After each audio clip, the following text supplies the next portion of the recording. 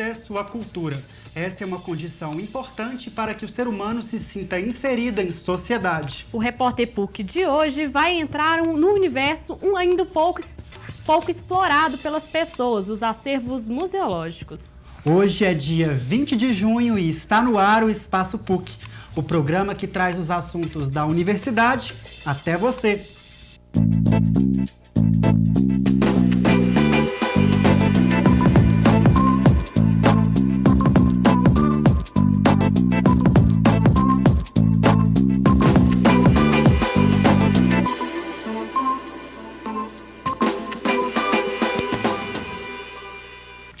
Olá, boa tarde. Embora seja conhecida como capital mundial dos bares, BH também é famosa pelos atrativos culturais. A jovem capital conta com uma infraestrutura de 36 teatros, mais de 30 galerias de arte, além de 18 museus que recontam a vida da cidade e do estado de Minas Gerais, expondo objetos importantes para a historiografia nacional. Em 2010, Belo Horizonte teve uma grande conquista: a inauguração do Circuito Cultural Praça da Liberdade, localizado na região central da cidade. Atualmente, ele é o maior complexo cultural do país e o único do mundo, fruto de parceria público-privada. Vários eventos culturais têm se destacado no calendário de BH. Mas será que a população tem acesso fácil a todos eles? Afinal, como está a educação cultural dos cidadãos belo-horizontinos? Como diz a letra dos Titãs, a gente não quer só comida, a gente quer diversão e arte. O acesso à cultura é também uma das necessidades básicas de todo ser humano. Alguns grupos da sociedade já compreenderam isso. Iniciativas como o projeto Acervos Museológicos promovem a inclusão sociocultural dos alunos da rede pública. Confira no material cedido pelo Instituto Minas pela Paz.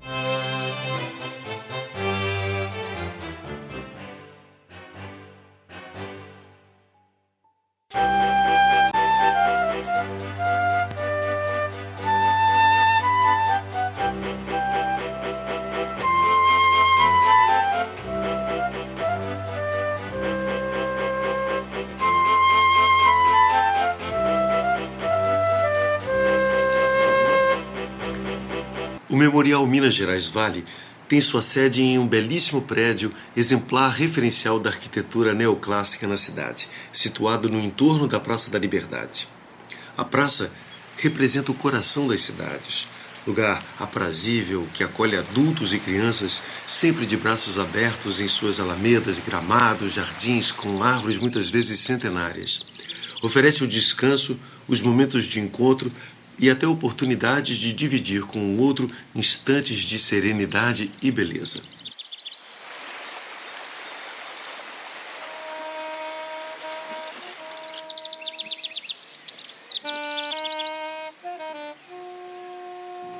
Na Praça da Liberdade, os ideais de integração dos valores sociais, culturais e ambientais estão presentes. Se apresenta como o lugar de Belo Horizonte que congrega o maior número de instituições culturais da cidade, favorecendo a realização de atividades educativas, formando um polo de atração turística e de referência sobre a proteção e conservação de bens históricos.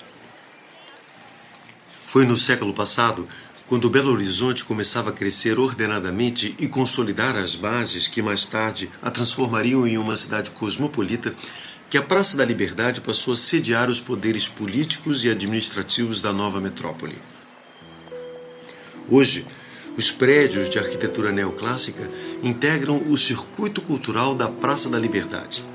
A conformação e os usos do patrimônio cultural respondem a questões associadas ao conceito de nação moderna, com bens materiais que a representam, que registraram a sua história e, por esta razão, devem ser preservados e destinados preferencialmente a ocupações nobres que dignifiquem sua memória.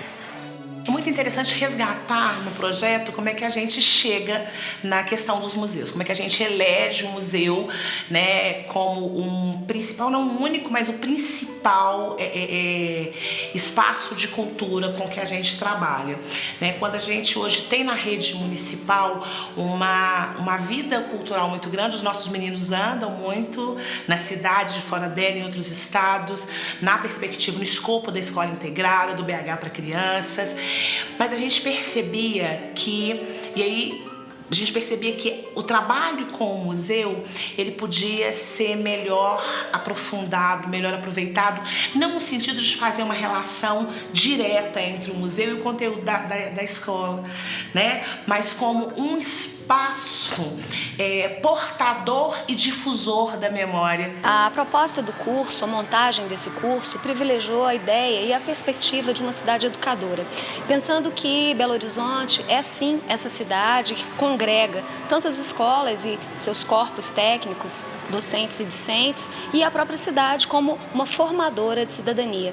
Então é a sociedade como um todo que reverbera, repercute na escola e nessa ocupação da cidade.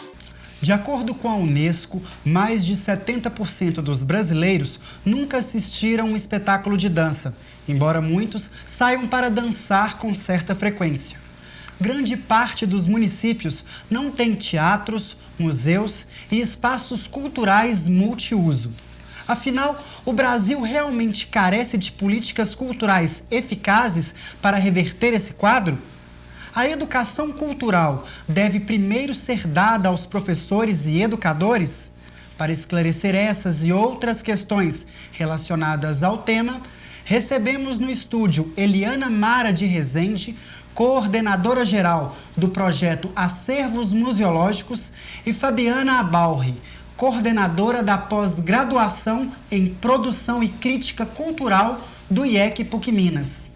Fabiana, Eliana, muito obrigado por terem aceitado o nosso convite. E para começar, a Carol tem uma pergunta para fazer para vocês. Okay. Então, obrigada pela presença de vocês no estúdio. Então, coordenadora Eliana, com a proximidade das férias, sabemos que o número de passeios tende a crescer muito, né? Principalmente em Belo Horizonte. E as visitas nos museus. Será que o Belo Horizonte está preparado e será que essas pessoas estão mais se interessando mais por esse tipo de lazer, para visitar museus, ou ainda é muito restrito à população esse tipo de passeio? Olha, o que a gente tem notícia, né, hoje com esse projeto aqui, é que esses museus, esses espaços culturais, eles estão sendo muito demandados, né? Então, até a disponibilidade de agenda começou quase que a complicar o nosso projeto, porque tem tanto no nível do cidadão comum, né, que quer buscar, que quer conhecer esses espaços, e quanto das escolas públicas, privadas, inclusive do interior, que querem vir aqui conhecer, né? Então, sim, professora Fabiana, a Eliana disse que está havendo uma demanda maior. Você acredita que essa demanda ela é oriunda de informação? A informação está chegando até essas pessoas? Eu acredito que sim.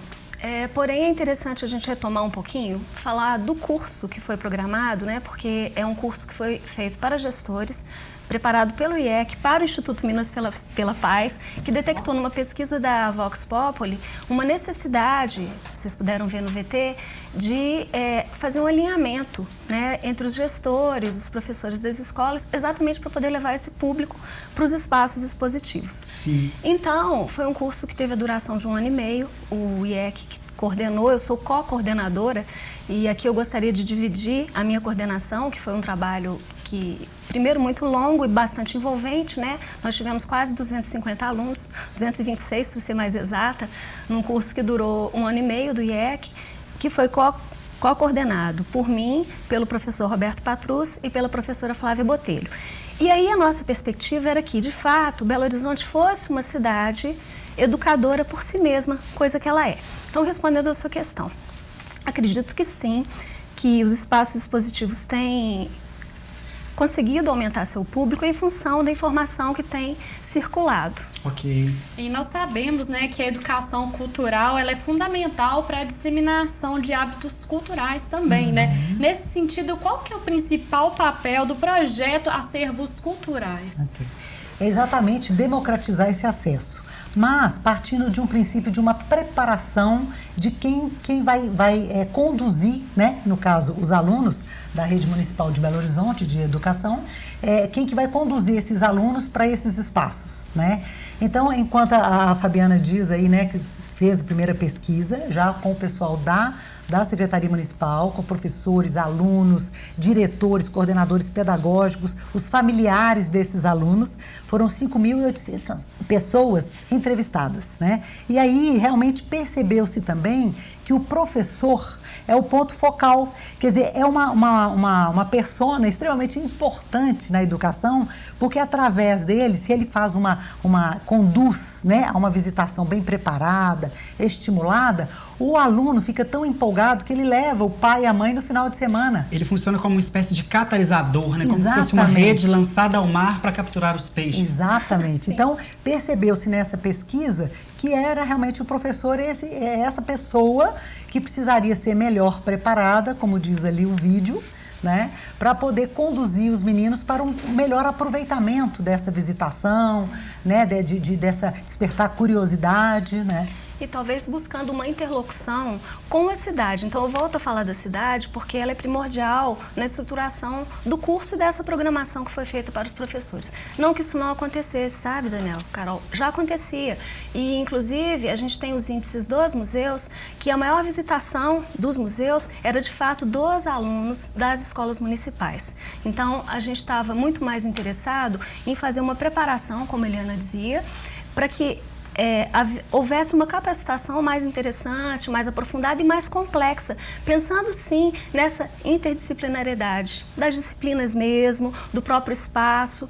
E um outro detalhe que eu acho que ele é visível e muito importante, quando a gente fala de espaços museológicos, parece que a proposta do curso era visitar só museus, né? E não é. Não. Então, pensando novamente, retomando a ideia da cidade, a gente repensa essa cidade educadora com seus muitos espaços, múltiplos espaços, na verdade, né? Parques, praças, espaços culturais, teatros e também museus. Estão aí à disposição da cidade, né? Bom, nós vamos para um rápido intervalo, a conversa promete muitos debates, muitas argumentações interessantes. Nós vamos para um rápido intervalo, daqui a pouco estamos de volta. Não saia daí.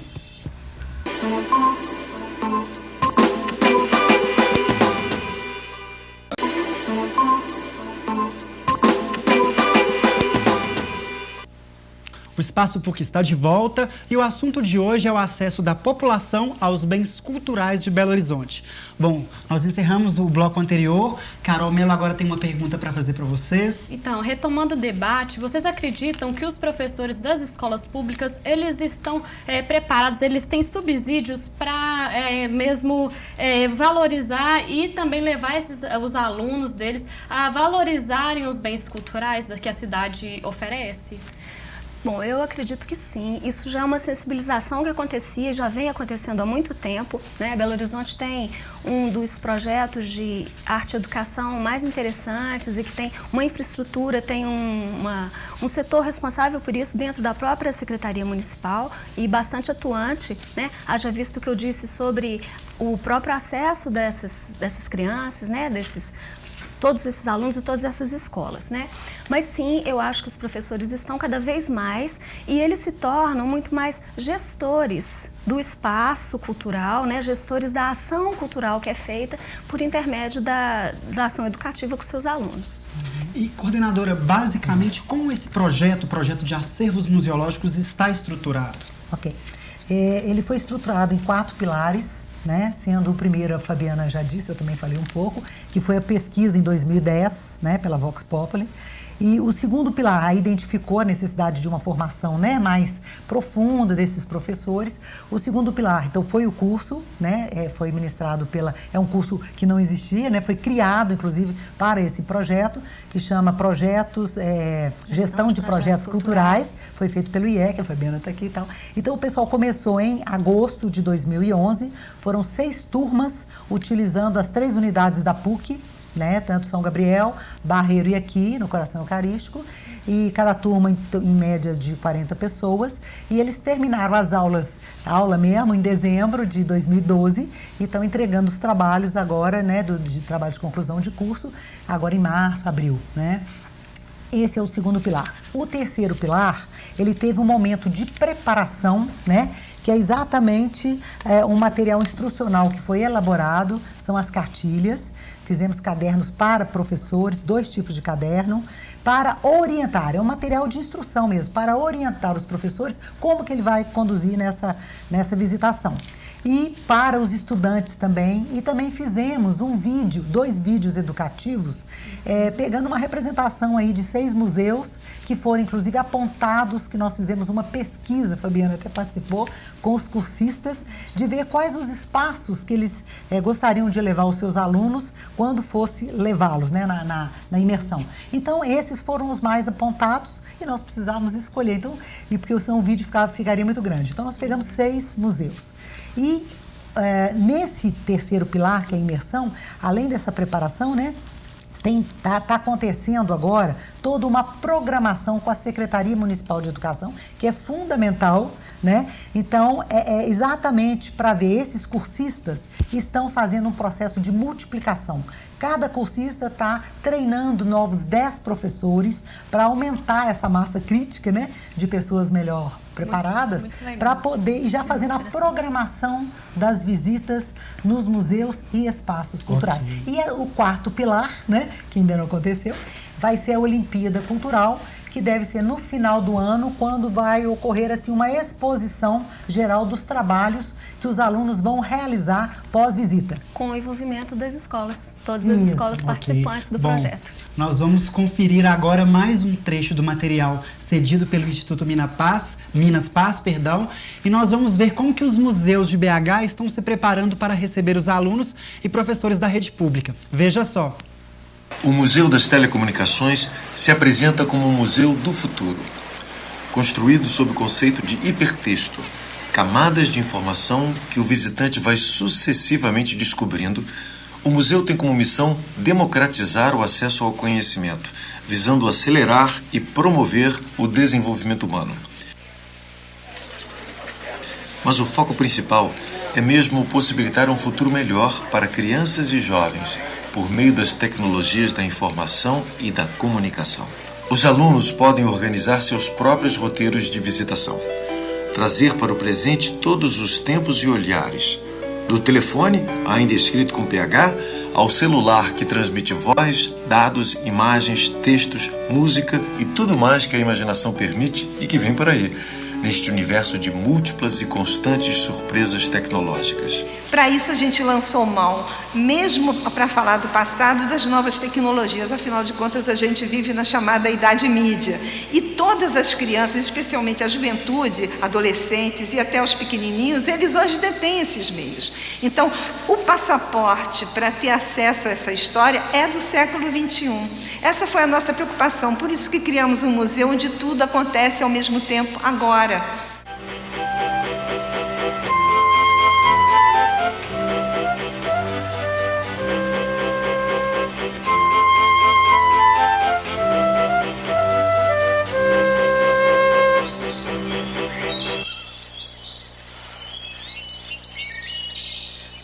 Instalado em 1941 na antiga fazenda do Córrego do Leitão, o Museu Histórico Abílio Barreto conserva a casa-sede da fazenda, exemplar típico das construções rurais mineiras dos séculos XVIII e XIX.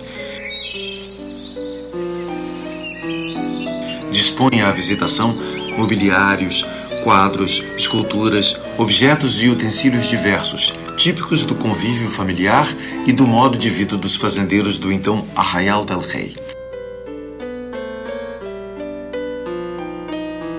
De início, Este museu continha em seus acervos basicamente exemplares representativos da sociedade mineira de determinadas épocas. Posteriormente, passou a incorporar elementos da cultura popular e a documentar a história social mais recente.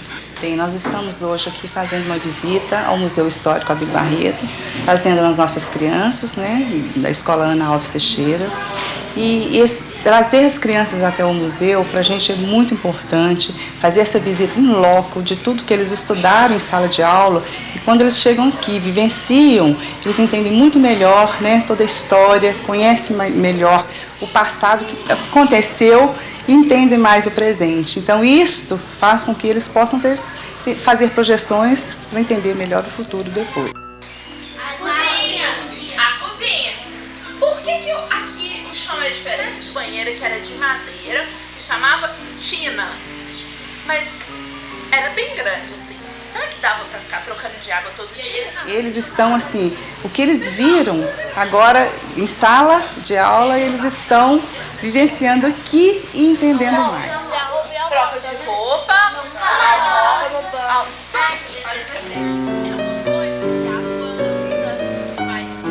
Muito do nosso planejamento, do nosso esforço em pensar a ação educativa, em pensar o Museu da Cidade, está relacionado às demandas dos professores, das escolas e desse público que a gente chama de público escolar, que na verdade é o público agendado, o público que marca para vir ao museu, que agenda suas visitas, que vem em excursão, vem, às vezes, para um projeto específico, às vezes para estudar a história da cidade, mas às vezes para estudar o que é museu, o que é fonte histórica. E, dessa forma, a gente tenta conduzir a mediação, a gente trabalha aqui com o conceito de mediação. Então, os nossos educadores, eles estão sempre fazendo uma visita perguntada, uma visita dialógica, na tentativa de pensar a geologia como Bakhtin, pensar que uma cultura não se sobrepõe à outra e para que a voz do outro possa aparecer. Iniciativa maravilhosa, Mas, Carol, tinha uma pergunta para fazer para vocês. Então, professora Fabiana, você acha que o museu, o pensamento do museu está voltado assim mais para a elite, por exemplo, no Brasil? Será que ainda tem aquela ideia também que, além da elite, o museu é para coisas velhas? Nossa, isso mudou extremamente, que bom que tenha mudado, O museu hoje pode ser entendido como um espaço democrático, um espaço que muitas vezes está discutindo o nosso presente e talvez ele discuta um pouco do passado, mas é um passado projetivo, é um passado que nos referencia, cria identidades, projeta memórias, E sim, o museu, ele ainda é um espaço para a elite, mas muito menos do que ele era anteriormente, E os museus hoje se organizam, o espaço cultural em Belo Horizonte se organiza muito no sentido dessa democratização. Que bom. E como que está chegando, ou se já chegou, o reconhecimento desse projeto? Olha, ele ainda está a caminho, até o final, e já teve um reconhecimento bacana, que é do jornal Hoje em Dia. Eles têm um prêmio anual de cidadãos do mundo, e esse ano foi a 7ª edição. Então, na categoria do melhor projeto piloto. Exatamente. E o IMPP nessa iniciativa também já teve, inclusive, comentários muitíssimo positivos, como, por exemplo, do Arnaldo Nisquier, da Academia Brasileira de Letras. E acontece, Tem várias manifestações a respeito dessa iniciativa tão interessante, Ou seja, a educação cultural é uma forte ferramenta capaz de fomentar o indivíduo e fomentar os gostos culturais do indivíduo. Sem dúvida, o projeto estruturador mesmo é pensar que cultura e educação estão coladas, Então, elas se desdobram e uma corrobora, uma condiciona-se e colabora com a outra. Mesma curiosidade, em relação a preços, em relação a custos. E ainda está caro frequentar espaços culturais? Por exemplo, se você vai em Inhotim, você paga aí, eu acho que R$18, R$20 para entrar. Nem todas as pessoas da população têm acesso a esses bens. Como que o governo, como que as entidades governamentais estão se articulando para minimizar esses custos? Bom, eu penso que os próprios espaços buscam algum tipo de incentivo. Como, por exemplo, um dia em que a entrada é franqueada, é gratuita, né? Por outro lado, esses espaços culturais também têm ações específicas exatamente para o nosso público, desse que a gente está falando, que são as escolas. Então, muitos desses espaços recebem as escolas de uma maneira privilegiada, no sentido de que tem um horário organizado para eles, tem uma programação feita para esses alunos e para essas escolas e com preços também subsidiados ou negociados, uma contrapartida e tal. Então, eu acredito, Daniel, que muita coisa tem mudado, né? E nesse ínterim, várias ações podem ser feitas e acontecer. Coordenadora Eliana, então, em relação a essas questões, com o projeto, isso melhorou o acesso do público escolar, dos professores, de uma camada da sociedade que não tinha tanto essa cultura de visitar museus, não só os museus, mas os centros culturais. Isso vem mudando com o projeto? A sociedade? Quer dizer, é claro que esse é um projeto piloto, né? Sim. E ele é um projeto grande, um projeto complexo na sua operacionalização, mas ele é uma semente lançada, né? Que a gente pretende que tenha outras versões, tá certo? Para exatamente fazer essa expansão, né? Para ampliar, né? No sentido da população mesmo como um todo, ter mais acesso a esses espaços. Só resumindo, os resultados também do IEC, né? Com esse curso então, eu penso que isso é tão importante, a nossa razão de existir, né? O curso foi feito para atender o cidadão, né? Para pensar nesse aluno. Então, a gente percebe que os trabalhos de conclusão de curso caminharam muito nessa direção, né? Então, a gente percebe educadores que são gestores de projetos, por exemplo, sobre a fotografia do bairro, né? Sobre o balé na comunidade, sobre uma ação de circo. Detalhes que estão ao nosso redor e que muitas vezes não percebemos, né? Exatamente. E aí, Daniel, o que a gente consegue perceber é essa ponte, de fato, entre a escola e o entorno, entre a escola e a vizinhança, e um pensamento cultural que, de fato, vai abranger a cidade como um todo. Ok, para finalizar, eu só gostaria que vocês falassem de forma breve se o olhar diferenciado do visitante, de fato, é um fator que falta para que as pessoas possam sentir uma atração maior por museus, por espaços culturais. Falta essa questão do olhar nas pessoas?